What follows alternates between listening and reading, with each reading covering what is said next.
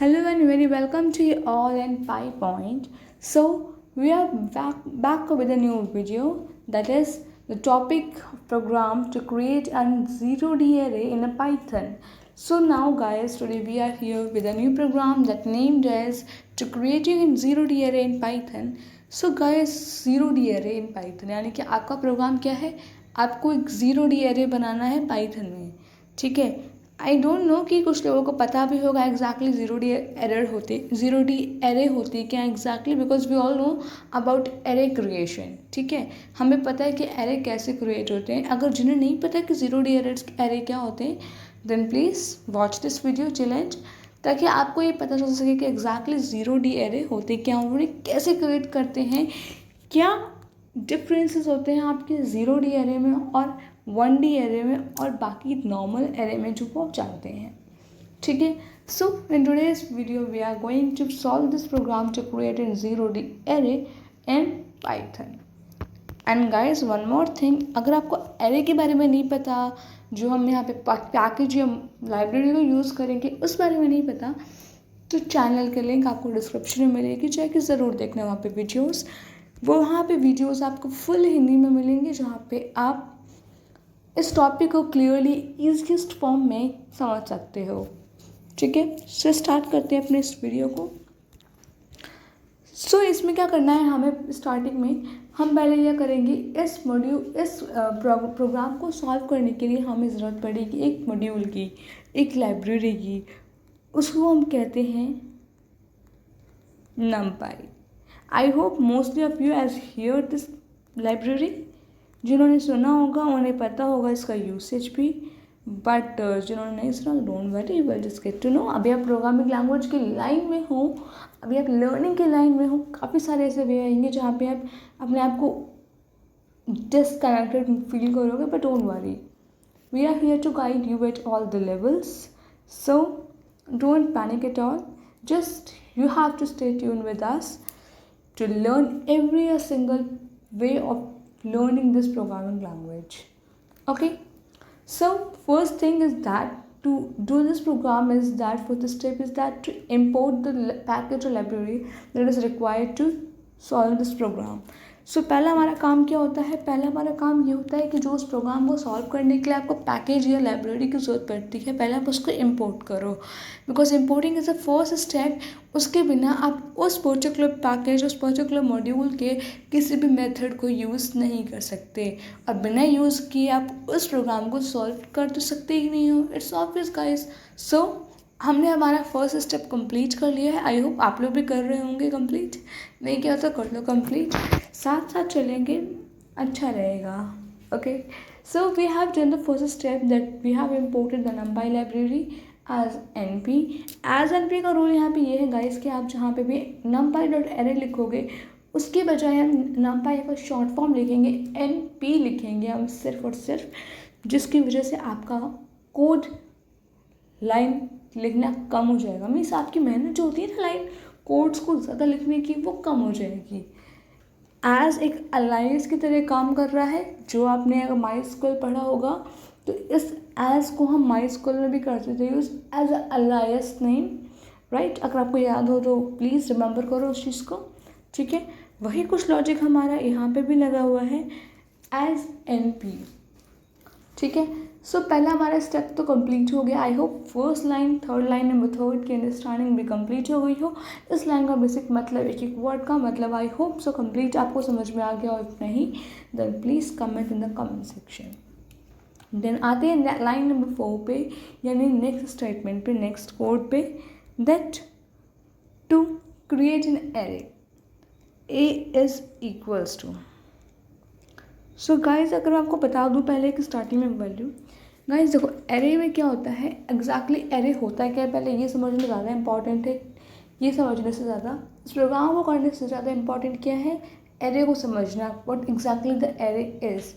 Array is what keeping all the type of data into one single unit, means one type of the data. Like अगर आपके पास integer type of data है तो आप उसको एक particular box में रखो. आपके पास अगर फ्लोट टाइप ऑफ डेटा हो उसको दूसरे बॉक्स में रखो. If you have a data of a string type then you put into different box. Means a type of data, a type of value should be laid into one single unit.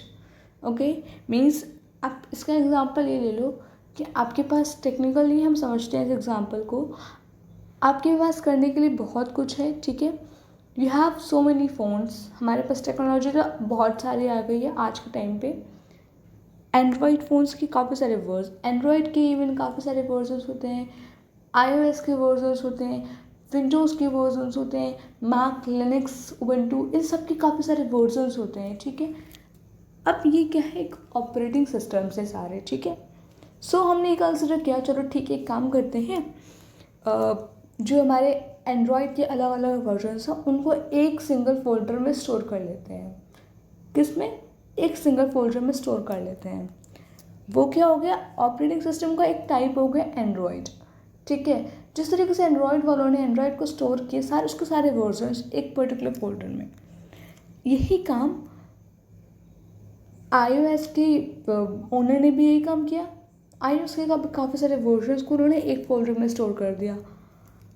Same strategy Windows वालों ने भी अपनाई, Microsoft वालों ने भी अपनाई. उन्होंने भी सारे अपने जो ऑपरेटिंग सिस्टम्स हैं सबके वर्जन्स एक फोल्डर में स्टोर कर दिए. नो व्हाट इट इज़, ये बोलने का यहाँ पे क्या मतलब बन रहा है, मेरा समझाने का मेरा मतलब ये बन रहा है गाइस कि a type of a data, a type of a kind of data should be into one single unit. Means अगर वहाँ पे एंड्रॉयड है तो एंड्रॉयड के सारे वर्जन होने चाहिए, कहीं बीच में iOS नहीं होना चाहिए या फिर कहीं पे भी विंडोज़ नहीं होना चाहिए. ठीक है, only a single type of operating system और the data will be there. ठीक है, ये जो एग्जाम्पल था iOS का, विंडोज़ का, एंड्रॉयड का, ये तो हमारे टेक्निकली हार्डवेयर टर्म्स में हो गया. ठीक है, ये प्रोग्रामिंग लैंग्वेज के टर्म्स में कंसिडर करो आप. ठीक है, आपके पास इंटीजर टाइप ऑफ डेटा है, स्ट्रिंग टाइप ऑफ डेटा होता है, हमारे पास फ्लोट टाइप होता है, डेसिमल टाइप ऑफ होता है. तो आप मान लो कि आपके पास इंटीजर टाइप का डेटा है, स्ट्रिंग टाइप का डेटा है. ठीक है, आपसे ये कहा गया है कि आप इस स्ट्रिंग टाइप के डेटा को एक पर्टिकुलर फोल्डर में रखो और इंट को दूसरे में रखो. ठीक है, तो आपने वो चीज़ कर ली है. Now what it is type of the data. यहाँ पर टाइप ऑफ डेटा की बात हो रही है, काइंड ऑफ डेटा. इंटीजर यानी कि न्यूमेरिक वैल्यूज़ हैं वो आपके एक फोल्डर में है, स्ट्रिंग वैल्यूज़ हैं वो आपके एक फोल्डर में. ये एक तरीका होता है डेटा को स्टोर करने का. ठीक है, तो ये एक स्ट्रैटेजी होती है. नंपाई जो होता है वो आपकी न्यूमेरिकल वैल्यूज़ पर ज़्यादा वर्क करता है, न्यूमेरिकली चीज़ों पर ज़्यादा ध्यान देता है. ठीक है, न्यूमेरिकल पे इसका फोकस ज़्यादा होता है. ठीक है, सो नंपाई में एरे का रोल ये होता है कि एरे क्रिएट होता है, एक सिमिलर टाइप ऑफ डेटा हमारा एक एरे में स्टोर होता है. तो एरे को बनाने के लिए हम ए इज इक्वल्स टू ए, ऐसा कुछ नहीं कि ए ही लिखो, आप कुछ भी लिख सकते हो वेरिएबल का नाम. आपको पता होगा कि हमें कुछ वैल्यू प्रिंट करानी होती है, किसी चीज़ का रिजल्ट प्रिंट कराना होता है, तो कई बार हम वेरिएबल में प्रिंट करवाते हैं. उस वेरिएबल को कॉल करें कि हमारा रिजल्ट आ जाएगा. राइट, वेरिएबल क्रिएशन तो आपको आता ही होगा. अगर आप आज इस स्टेज तक पहुँचे हो, आप नंपाई सीख रहे हो, एरे सीख रहे हो, so I hope I know that कि आपको वेरिएबल क्रिएशन तो पता होगा कि actually how to create a variable और उसका रोल क्या होता है ना. It's obvious guys. सो हम यहाँ पे एक वेरिएबल क्रिएट करेंगे, a is equals to np dot array